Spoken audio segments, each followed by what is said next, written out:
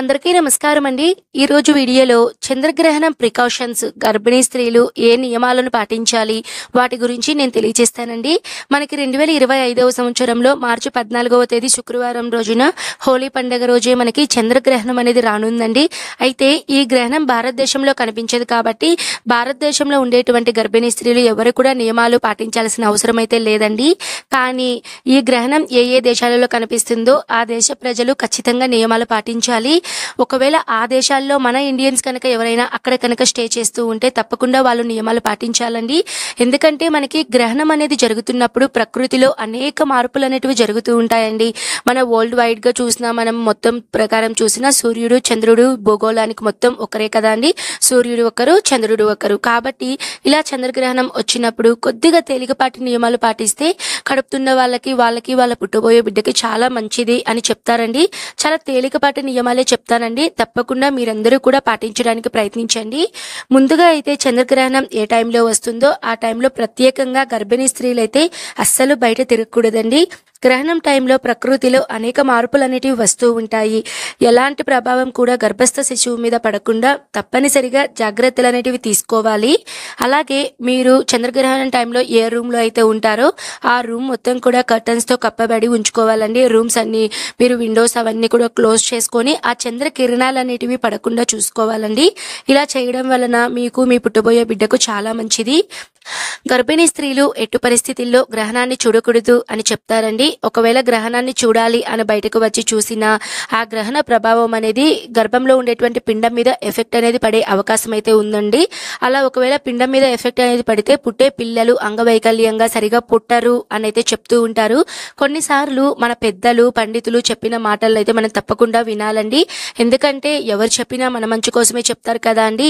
కాబట్టి గ్రహణం టైంలో ఇంట్లోనే ఉంటే చాలా మంచిదండి. బయట ఎక్కడా తిరగకుండా కొద్దిగా చిన్న ప్రికాషన్స్ తీసుకుంటే చాలా మంచిది.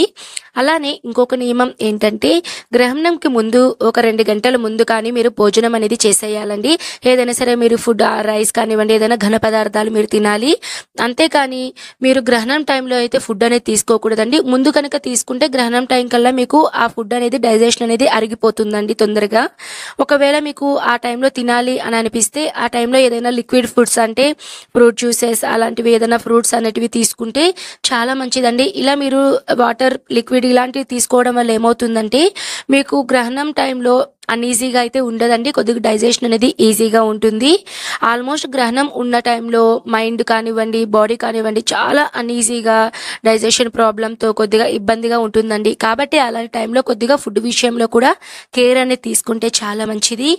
గ్రహణంకి ముందే ఇల్లంతా మీరు దర్బలను అయితే పెట్టుకోవాలండి. లేదు దర్బలు దొరకలేదు అనుకున్న వాళ్ళు తులసాకులను కూడా మీరు పెట్టుకోవాలండి. ముఖ్యంగా కిచెన్స్లో బియ్యము పప్పు ఉప్పుల మీద ఎక్కువగా పెడుతూ ఉంటారు. అలానే గర్భిణీ స్త్రీలు అయితే వాళ్ళ స్టమక్ దగ్గర కానీ వాళ్ళ చేతిలో కానీ దర్బలను పెట్టుకోవడం వల్ల కానీ చాలా మంచిదండి. ఇలా అయితే ఖచ్చితంగా ఉంచుకోవాలి అని అయితే చెప్తారండి. ఇలా చేస్తే గ్రహణ ప్రభావం అనేది అంతగా ఉండదు అని చెప్తారు. ముఖ్యంగా గ్రహణం సమయంలో గర్భిణీ స్త్రీలు ఇనుము వంటి వస్తువులు అంటే పిన్నులు తలలో హెయిర్ పిన్స్ అనేటివి అస్సలు ధరించకూడదండి. ఇంకొక నియమం ఏంటంటే గ్రహణ సమయంలో పదునైన వస్తువులు అంటే కత్తి కత్తెర సూదులు ఇలాంటివి ఏవి కూడా మీరు దగ్గర అయితే ఉంచుకోకూడదండి. గ్రహణం టైంలో మీకు ఒకవేళ బాత్రూమ్ వెళ్ళవలసి వస్తే ఒకవేళ బాత్రూమ్ కనుక అవుట్ సైడ్ కనుక ఉంటే మీరు ఆ గ్రహణ కిరణాలు అనేటివి మీ మీద పడకుండా ఏదైనా బెడ్షీట్ కప్పుకోవడం కానివ్వండి లేదా గొడుగు అనేది వేసుకోవడం కానివ్వండి ఆ గ్రహణ కిరణాల నుంచి మనం బయటపడేలాగా అయితే చూసుకోవాలండి. ఇంకొక నియమం ఏంటంటే గ్రహణ సమయంలో ఎట్టి పరిస్థితుల్లో స్నానం అనేది చెయ్యకూడదండి. ఒకవేళ స్నానం చెయ్యాలి అని మీరు అనుకుంటే గ్రహణానికి ముందు పట్టు స్నానం గ్రహణం అయిపోయాక విడుపు స్నానం చేయాలే కానీ మధ్యలో మీరు ఎట్టి పరిస్థితుల్లో స్నానం అనేది చెయ్యకూడదండి. గ్రహణం టైంలో గర్భిణీ స్త్రీలు శారీరక శ్రమ ఎలాంటి పనులు చేయకూడదండి. ఒంటికి అలసట అనేది ఉండకూడదు. సైలెంట్గా మీ గదిలో కూర్చోవాలి లేదా పడుకోవాలండి. ముఖ్యంగా చాలా మంది గర్భిణీ స్త్రీలు ఏం చేస్తూ ఉంటారంటే గ్రహణం టైంలో కూరగాయలు కట్ చేయడము ఇలాంటివన్నీ చేస్తూ ఉంటారండి. కొద్దిగా మీరు శారీరక శ్రమ అనేది తగ్గించి ప్రశాంతంగా ఆ ఒక్క సమయం మాత్రమే మీరు కొద్దిగా రెస్ట్ అనేది తీసుకుంటే చాలా మంచిదండి. గర్భిణీ స్త్రీలు ముఖ్యంగా అయితే చాలా మందికి ఒక డౌట్ అనేది ఉంటుందండి. గ్రహణం టైంలో పడుకొని నిద్రపోవాలా అండి అంటే, ఒకవేళ గ్రహణం మిడ్‌నైట్‌లో అలా వస్తే ఇంకా మనం ఏం చేస్తామండి, నిద్రపోతాం. ఒకవేళ మనకి డే టైంలో కనుక వస్తే నిద్రపోకుండా మీరు ఏదైనా దైవనామ స్మరణ జపించుకుంటే చాలా మంచిదండి.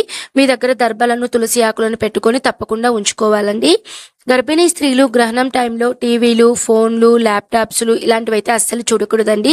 చూడకుండా ఉంటేనే చాలా మంచిది. ఎందుకంటే వాటిల్లో ఉండేటువంటి రేడియేషన్ అనేది పిండం మీద పడే ఛాన్స్ అయితే ఉంటుందండి. కాబట్టి ఇవన్నీ కూడా మీరు అవాయిడ్ చేయడం చాలా మంచిది. గర్భిణీ స్త్రీలు గ్రహణ సమయంలో దైవనామ స్మరణ చేసుకోవడం చాలా మంచిదండి. చంద్రుడు మనస్సారకుడు, అంటే మనసుకు సంబంధించినటువంటి దేవుడండి. ఆ టైంలో ఎలాంటి ఆలోచనలు రాకుండా ఆ చంద్రుని అనుగ్రహం మీతో ఉండాలి అంటే తప్పకుండా చంద్రుని మంత్రాలు ఉంటాయి కదండి. ఓం చంద్రదేవాయ నమః అని ఈ మంత్రాన్ని జపించుకుంటే చాలా మంచిదండి. లేదు అనుకుంటే ఓం నమః శివాయ అని జపించుకోవచ్చు. లేదు అనుకున్న వాళ్ళు మనకి మృత్యుంజయ మంత్రం ఉంటుందండి. ఆ మృత్యుంజయ మంత్రం నేను మీకు డిస్ప్లేలో ఇస్తాను. తప్పకుండా మీరు ఆ మంత్రాన్ని పఠించుకోండి. గ్రహణం విడుపు అంతా అయిన తర్వాత, అంటే గ్రహణం మొత్తం అయిపోయిన తర్వాత తప్పకుండా స్నానం అనేది చేయాలండి. ఇల్లు అలానే మీరు స్నానం చేసేటువంటి నీటిలో కొద్దిగా గంగాజలం కానివ్వండి, లేదా పసుపు నీళ్ళు కానివ్వండి, కొద్దిగా కళ్ళు ఉప్పు కానివ్వండి వేసుకొని మీరు ఇల్లు అనేది శుభ్రం చేసుకోవాలండి. దీనికన్నా ముందుగా గ్రహణం అంతా అయిన తర్వాత మీరు ఇంట్లో దర్భలు కానీ, తులసి ఆకులు కానీ పెట్టుంటారు కదండి. గ్రహణం అది తీసివేసి డస్ట్బిన్లో కానీ ఎవరు తొక్కని ప్లేస్లో అయితే వేయాలండి. అంతటితో మనకి గ్రహణం అనేది పూర్తయిపోతుంది కాబట్టి దాని ప్రభావం కూడా మనకి ఉండదండి. తర్వాత మీరు స్నానం కానీ, ఇల్లు కానీ తుడిచేటప్పుడు నేను చెప్పినటువంటి ఈ విధంగా పసుపు నీళ్ళు, కళ్ళు ఉప్పు ఇవన్నీ వేసుకోవాలి.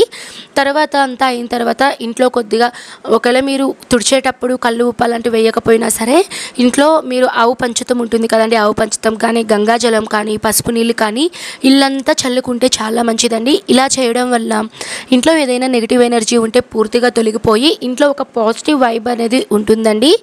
తర్వాత గర్భిణీ స్త్రీలు విడుపు స్నానం అంతా అయిన తర్వాత మనకి ఇది చంద్రగ్రహణం కాబట్టి తెల్లని వస్తువులు, పాలు కానీ, పెరుగు కానీ, చక్కెర కానీ ఎవరికన్నా దానం చేస్తే చాలా మంచిదండి. ఎందుకంటే చంద్రుడు మనస్సారకుడు కాబట్టి మనలో ఉండేటువంటి మానసిక రుగ్మతలను తొలగించడానికి ఉపయోగపడుతుంది.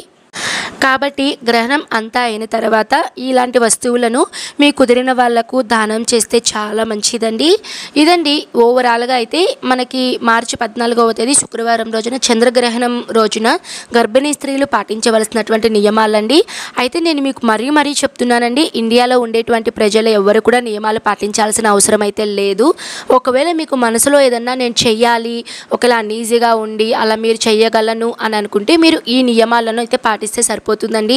ఏం చేస్తామండి మహా అంటే మనము ఆ టైంలో బయటికి వెళ్ళకుండా ఇంట్లోనే ప్రశాంతంగా దైవనామస్మరణ చేస్తే సరిపోతుందండి. లేదు అనుకున్న వాళ్ళు తులసి దళం ఉంటే ఒకటి చేతిలో పట్టుకొని ప్రశాంతంగా కూర్చున్నా కూడా చాలా మంచిదేనండి. అంతేకాని మళ్ళీ మీరు ఈ వీడియో మీద నెగిటివ్ కామెంట్స్ అనేటివి అస్సలు అలా మీరు థింక్ చేయకండి. ఎందుకంటే ఒక మంచి విషయం అనేది నేను షేర్ చేస్తున్నానండి. ఈ వీడియో అనేది మన ఇండియాలో ఉన్న వాళ్ళే చూడరండి, ఇది ఒకటి గుర్తుపెట్టుకోండి. యూట్యూబ్ అనేది టోటల్ వరల్డ్ వైడ్గా కూడా మనకి వ్యూవర్స్ అనేటివి ఉన్నారండి. మనకి చాలా వేరే కంట్రీస్లో ఉన్న వాళ్ళు, మెయిన్గా యూఎస్ఏ వాళ్ళు ఎక్కువగా నాకు కామెంట్స్ అనేటివి చేస్తూ ఉంటారండి. సో వాళ్ళ కోసం కూడా ఈ వీడియో అనేది ఉపయోగపడుతుంది. ప్రతి ఒక్కరికి ఈ వీడియో ఉపయోగపడాలనే ఉద్దేశంతో ఈ వీడియో అనేది చేస్తున్నానండి. ఇండియాలో ఉండేటువంటి వాళ్ళు నియమాలు పాటించకపోయినా పర్లేదు, మీరు హోలీ అనేది ఆ రోజు హోలీ పండుగ ఉంటుంది కాబట్టి హ్యాపీగా హోలీ పండుగ అనేది చేసుకోండి. ఓకే అండి, ఇదండి ఈ వీడియోలో అయితే మంచి ఇన్ఫర్మేషన్ అయితే ఇచ్చాను అని అనుకుంటున్నాను. వీడియో నచ్చితే తప్పకుండా లైక్ చేయండి. నేను మరొక మంచి వీడియోతో మీ ముందైతే ఉంటానండి. సర్వే జన సుఖినో భవంతు. స్వస్తి.